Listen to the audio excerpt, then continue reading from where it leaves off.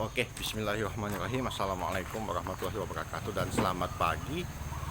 Berjumpa lagi bersama gua Razi Beka Putra di channel Maliun Tinubu Vlog. Semoga kalian yang nonton video ini sehat selalu, dan yang lagi sakit atau kurang sehat semoga cepat diangkat penyakitnya. Amin ya rabbal alamin. Anyway, welcome to 2026 ya guys. Sekarang udah tahun 2026. Cuma bulan kemarin emang karena terganggu sama kerjaan, jadi baru sempat bikin konten di bulan Februari. Hari ini hari Senin, tanggal 2 Februari 2026. Gue emang sengaja bikin konten sebagi ini sekitar jam 7:05 ya tadi. Ya, jam 7 pagi. Karena yang mau gue bahas hari ini adalah impresi atau kesan yang gua dapetin selama gua pakai gear set yang sebenarnya udah gua ganti. Kali ini gua pakai merek Indopart. Jadi gear ini gua dapatkan dari harga, waktu itu gua pesen di bengkel, harganya 214.000. Itu semuanya udah termasuk biaya pasang atau ongkos pasang. Nah, kelebihannya nih gear dari Indopart itu katanya sih dia awet, terus dia jarang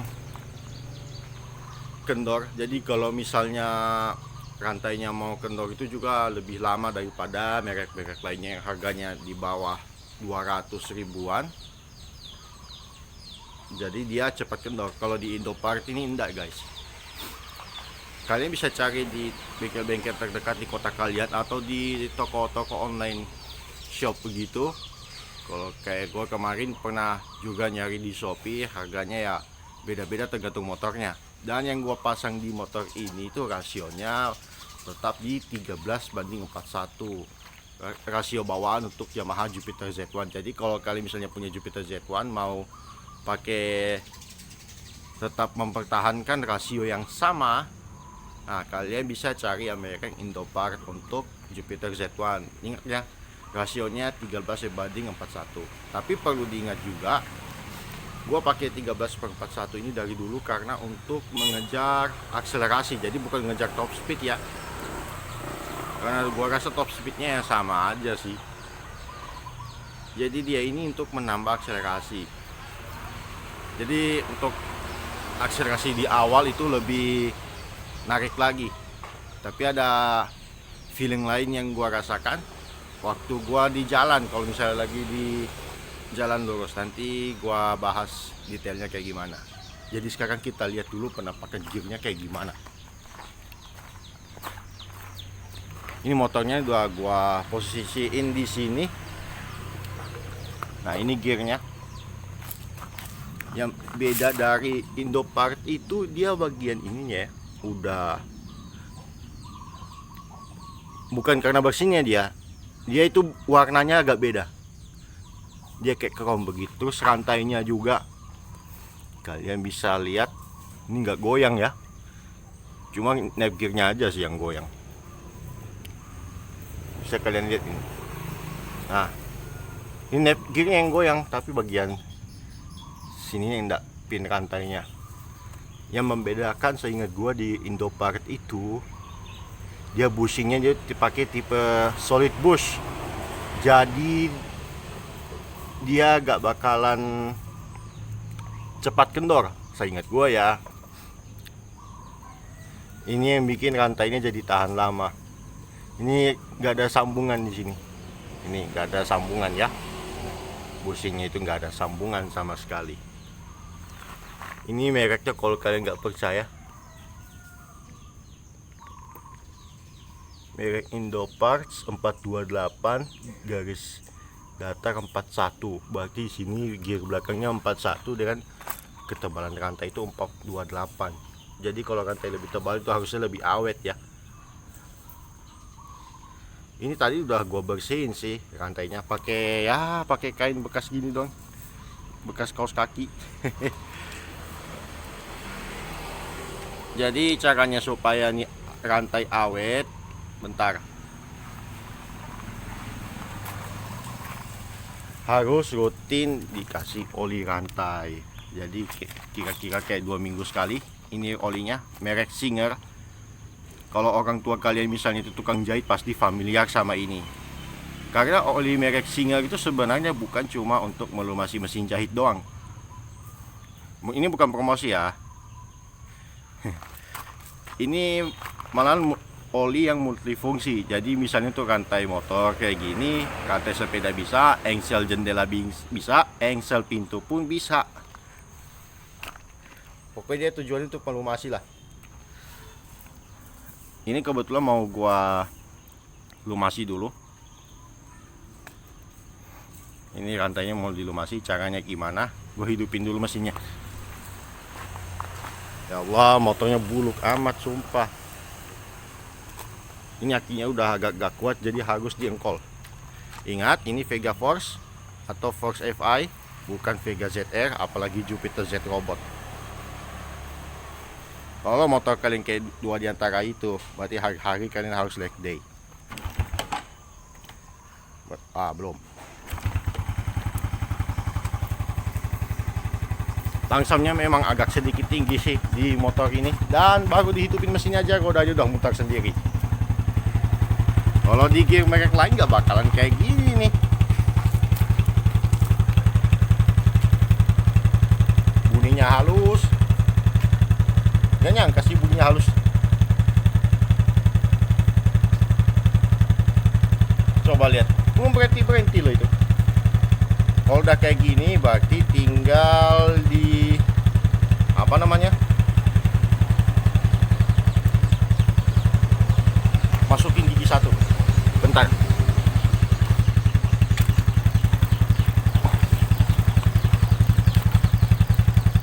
Ini sebenarnya ada permasalahan sedikit ya dengan penutup rantainya ini. Jadi dia mepet di rantainya sedikit.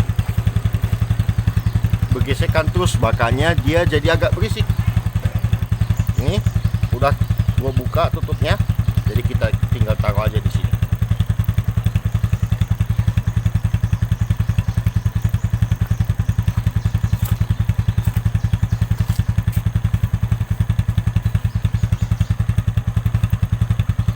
Nah, udah, gak usah banyak-banyak.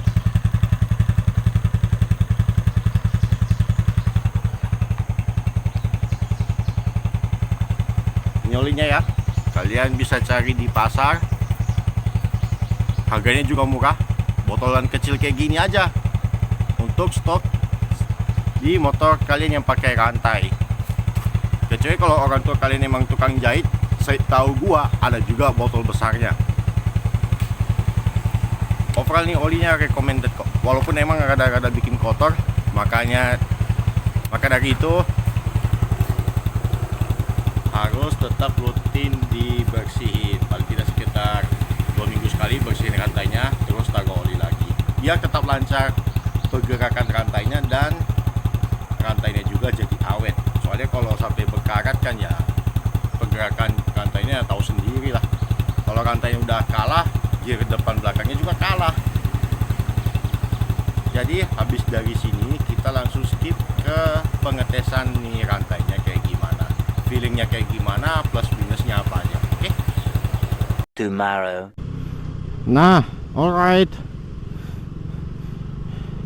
Kita skip ke hari Rabu ya, 4 Februari. Sekarang udah jam 9 lewat berapa ya sekarang? Baru jam 9 udah sepadat ini. 9.23. Kita langsung masuk ke sesi tesnya ya. Nanti ini akan dibagi jadi 3 kali tes. Ya sebenarnya ini rutinitas motor ini juga. Tapi di sini gue cuma mau ngasih tahu, memperlihatkan ke kalian gimana hasilnya kalau misalnya dibawa di jalan perkotaan, jalan yang datar. Yang kedua dipakai nanjak kalau lagi sendirian, dan yang satu lagi dipakai nanjak kalau boncengan. Kebetulan ada yang mau gua bonceng nih di daerah mana ya bilangnya, masih di Kota Palu juga, di Kelurahan Nggak tahu deh, kayaknya bukan kelurahan Tondo lagi deh jatuhnya, masih di kecamatan Mentikulore pokoknya. Dia lagi nunggu tuh di kosnya. Cuma kebetulan dia emang ngekos di situ, minta dijemput. Daripada dia naik Maxim, sekali naik Maxim bayar 13.000. Waduh, gue gak tahu ya itu mahal atau murah, soalnya gue gak pernah pesan ojek online sih, kecuali kalau untuk pesan makanan doang. Dulu itu pun juga jarang banget. Nah, balik lagi ke gearset yang gue pakai. Kenapa gue ganti? Karena yang merek KN Racing kemarin baru 4 bulan aja udah dorceng. Emang materialnya kayaknya nggak bagus, tapi perlu diingat juga penyebab rantai dorceng dan gearnya itu udah mulai tajam itu bukan cuma karena materialnya yang jelek, masih ada faktor lain sebenarnya. Jadi kayak nap gearnya udah agak bagus, itu yang bikin tarikannya jadi molor, jadi ngedelay. Belum lagi kalau misalnya gear belakangnya itu ternyata udah agak simetris bentuknya, yang tadinya bulat sempurna jadi agak lonjong. Nah itu juga yang ngaruh tuh, yang bikin rantainya dorceng. Correct me if I'm wrong ya, koreksi kalau salah tolong ya. Nah terus bisa jadi juga karena rantainya yang udah bengkok. Rantai bengkok ini bagi gua pribadi adalah salah satu yang gua akui cukup aneh sih. Jadi biar di setel berapa kali pun ya tetap gitu-gitu aja, dan mau gak mau harus ganti satu set, nggak bisa diganti salah satunya doang. Nah di depan sini ada trek lurus, mudah-mudahan agak lengang ya.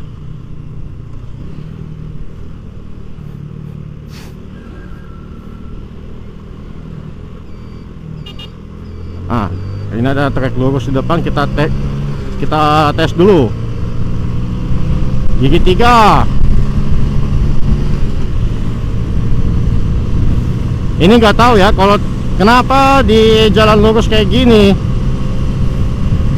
itu tarikannya terasa lebih enak semenjak pakai Indopart. Jadi kayak masih ngisi terus walaupun di RPM yang setinggi ini. Ya memang sih di RPM rendah itu torsinya berasa, tapi nggak tahu ya kenapa kayaknya sejak motornya habis turun mesin, dibersihin ruang bakarnya segala macam, kayak makin berasa ngisi gitu, putaran menengah ke atas, pokoknya sampai limit dah. Sedangkan ini gua gak nunduk, di speedo ini udah lewat 100. Cuma gua sama sekali belum pernah ngukur untuk top speednya lewat aplikasi di HP, GPS speedometer.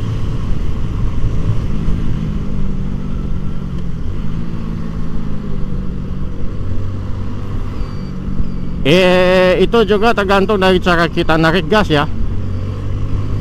Kalau sambil diurut harusnya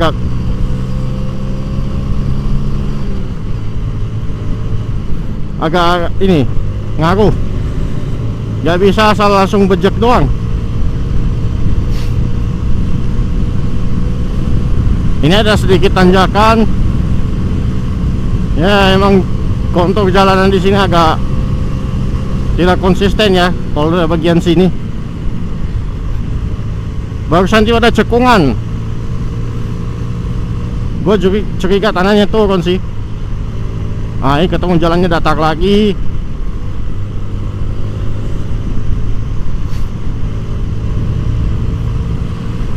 Nah, dia masih mau narik lagi, guys.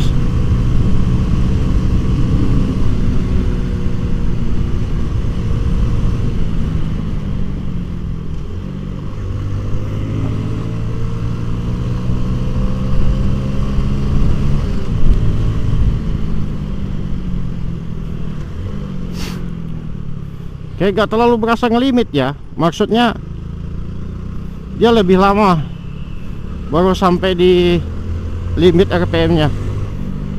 Karena emang ini gearsetnya kayak bebas hambatan gitu, halus bunyinya. Wah, ada MSQ modifan ini di depan.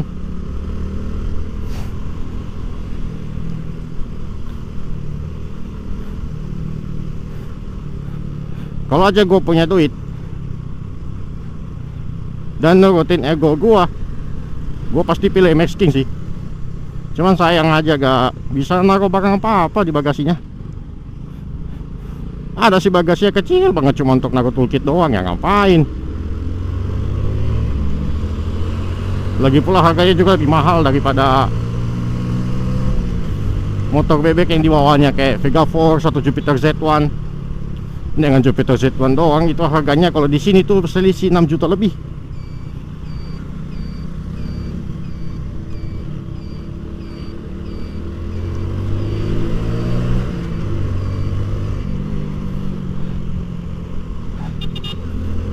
Sumpah kalau untuk nyalip ini enak.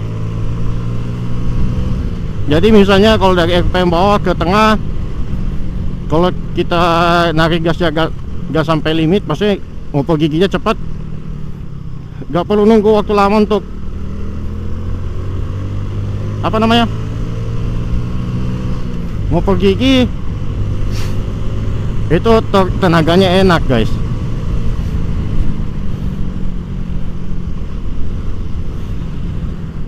Nah, gua ada sedikit tips nih kalau misalnya mau apa namanya,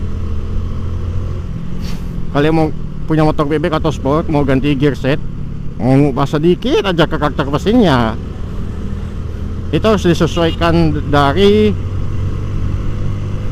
kebutuhan kalian. Misal kalau lebih banyak lewat jalan datar, kalaupun nanjak juga ya bukan tanjakan curam, kalian bisa pakai gear belakang yang sebenarnya ukurannya gak usah terlalu gede juga sih, dikecilin dikit lah, atau tambah satu mata di gear depannya. Dan jangan lupa nanti berpatokan sama tabel yang gua cantumin di video ini. Kalian bisa cari tabelnya itu di Google. Jadi rumusnya itu gear belakang dibagi gear depan, nanti dapat rasio sekian. Kalau kayak yang gua pakai sekarang itu di 3,15, 41 dibagi 13, hasilnya segitu.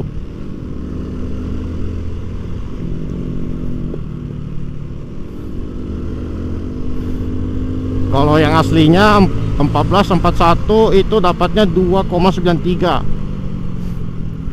Tapi kalau kalian mau seimbang untuk top speed sama akselerasinya, kalian harus cari rasio yang kalau dibagi itu hasilnya 3,00.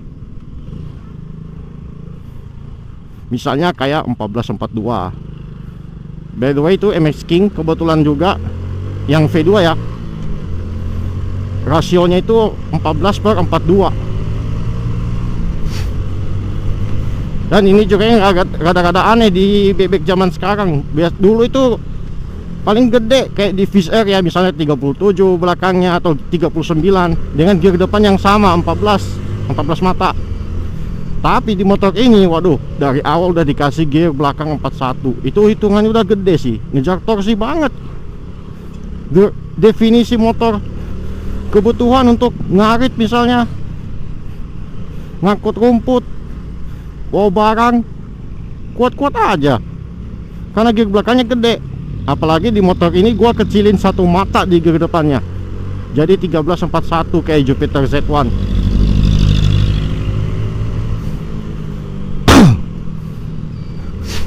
Nah, ngomong-ngomong, kalau kalian mau ngecilin satu mata di gear depan itu udah kayak naikin 3 mata di gear belakang. Misal gua pakai ini yang rasionya 3,15, 1341. Kalau misalnya rasio gear depan aslinya ini 1441, tapi gear belakangnya kalian tambah 3 mata, hasilnya jadi selisih tipis dengan rasio 13/41. 13/41 itu hasilnya 3,15, 14/44 itu kalau dihitung jadi 3,14. Nah yang kedua, kalau kalian misalnya ternyata lewat jalan, banyak lewat jalan yang tanjakan, pegunungan, baru tuh kalian pakai gear yang besar, berarti akselerasi yang didapatkan lebih jos, lebih mantap, tapi top speed yang dikorbanin. Contoh, ini ada tanjakan panjang kebetulan nih, Jalan Jabal Nur.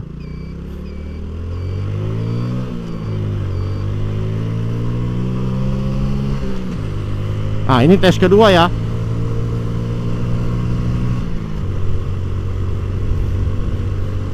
Masih halus, maksudnya bunyi gearnya ya kayak santai aja naiknya. Di RPM yang sebenarnya gak terlalu tinggi, tapi ini jarumnya udah 80 km per jam aja.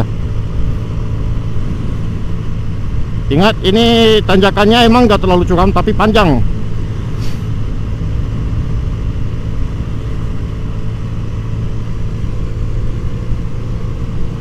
Cuma bagian bawahnya doang tadi yang emang agak curam. Tapi kalau dihitung dari bawah sampai ke atas, ini emang panjang tanjakannya.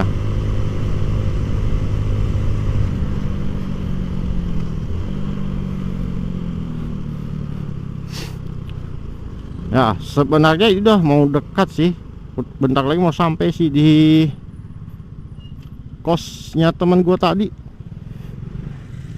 Bentar, rame bener bundarannya ya. Ini kalau kalian belum tahu, ini bundaran STQ yang beberapa waktu lalu, ini tugu asli udah gak ada lagi tuh. Konon itu dulu diresmiin sama almarhum Gus Dur waktu jadi presiden, masih jadi presiden dulunya tahun 2000, dan udah dibongkar untuk direnovasi. Terkenal banget nih bundaran dulunya, tugunya tuh. Nah kita sekarang udah di Jalan Soekarno-Hatta. Emang jalannya panjang banget. Pokoknya jalannya sampai di ujung lampu merah sana. Tapi kita gak bakalan sampai sana karena kita harus putar balik. Soalnya ini kan 2 lajur.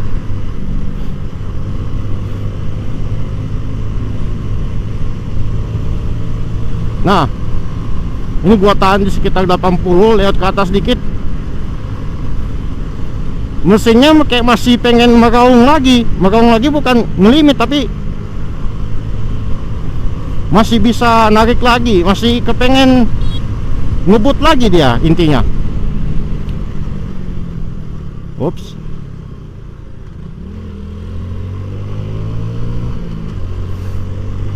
Jadi ya udah, itu kalau di jalan datar sama tanjakan panjang. Kalau gue lagi sendiri, ini sesang mau ngetes. Kalau mau nanjak tapi boncengan, nanti turunnya di situ tuh. Oke, kita skip dulu. Nah, sekarang tinggal balik lagi ke Tondo.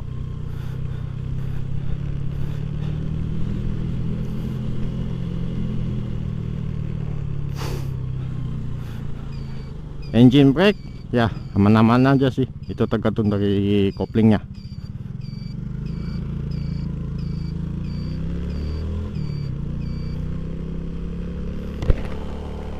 Berapa berat badanmu? Berat badanmu berapa? Berat badan tidak diketahui, sayang sekali. Nah,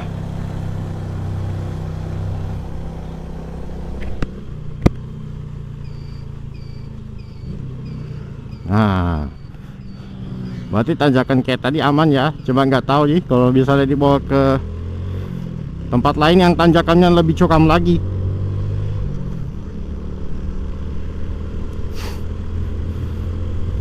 Oh iya, kalian kalau mau ganti gear set, mengubah karakter mesinnya itu, jangan ngasal ini ya, jangan ngasal ganti rasio doang hanya karena berpatokan sama spek motor temanmu, apalagi yang udah dimodif. Yang ada nanti jadi gak enak. Di jalan datar kalah, nanjak juga loyo. Apalagi kalau ketemu jalan kayak gini ya, banyak naik turunnya. Ya Allah.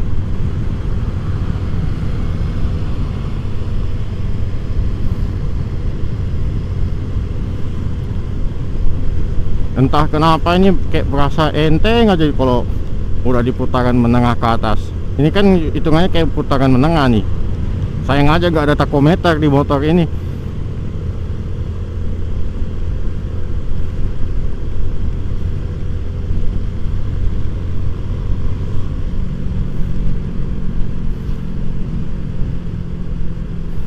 Jadi kesimpulannya, kalau kalian punya motor bebek kayak gini mau ganti gearset, tapi kalau budget kalian kepepet, sebisa mungkin jangan cari yang harga di bawah 200. Ini harus teliti ya sebelum membeli. Jangan kayak kemarin, harganya 180.000 tapi baru 4 bulan udah rusak. Bunyinya itu kalau udah dorceng mengganggu banget.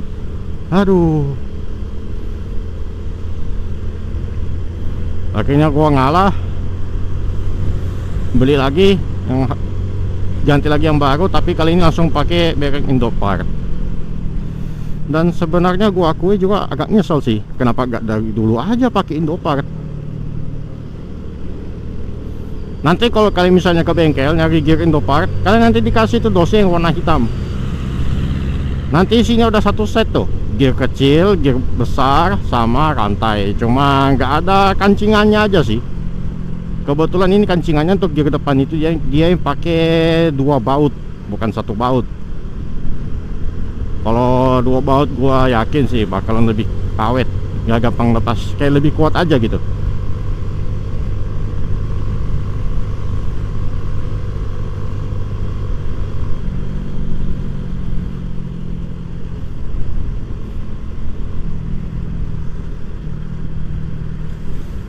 Nah, semua faktor yang bikin motor ini kuat nanjak-nanjak itu bukan cuma karena gearnya ya. Gear set itu rasionya emang salah satu faktornya, tapi masih ada faktor lain sih, kayak dari kondisi mesin, bahan bakar yang dipakai, belum lagi tekanan angin di masing-masing ban. Kalau kalian ngerasa kayak agak ribet mikirin ini itu, ya gimana? Itu semua ngaruh loh. Tekanan angin kalau kurang ya malah jatuh agak kempes gitu ya, bisa bikin boros bensin ngap. Bahan bakar juga kalau ngasal, motor cuma butuhnya Pertalite lu kasih Pertamax turbo ya ngapain. Atau kalau motornya minimal Pertamax dikasih Pertalite, bisa-bisa lama-lama ngelitik dong. Tapi terlepas dari itu, sebenarnya motor ini rasio kompresinya walau agak rendah, dikasih Pertamax ya gak masalah. Terlepas dari kualitasnya yang sempat beberapa bulan lalu dibilang bermasalah, kecampur air lah, mau dikasih etanol 10% lah. Wah, persetan dengan itu semua. Yang penting motor masih bisa pakai jalan kayak gini aja udah syukur banget. Udah mah tahun kemarin itu fuel pump mati, loss kompresi, tapi nyatanya sampai sekarang masih kuat juga nih motor. Emang benar-benar definisi motor kebutuhan.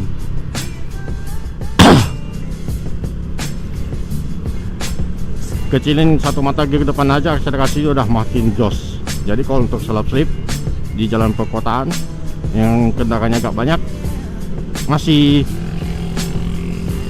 bukan masih ya, makin enak lagi pokoknya. Jadi gua rasa udah cukup untuk video pengetesan kali ini, soalnya udah mau nyampe juga sih di dealer.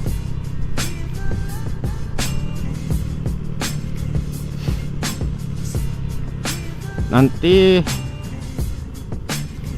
gua akan bikin video baru lagi, kalian tinggal stay tune aja. Like kalau suka, dislike kalau nggak suka, tinggalkan komentar yang bijak, share dan subscribe Jika kalian menganggap video ini bermanfaat, kalau misalnya ada yang kurang jelas, bisa kalian tanya di kolom komentar. Kurang lebihnya gue mohon maaf ya. Wabillahi taufiq wal hidayah. Wassalamualaikum warahmatullahi wabarakatuh. See you later.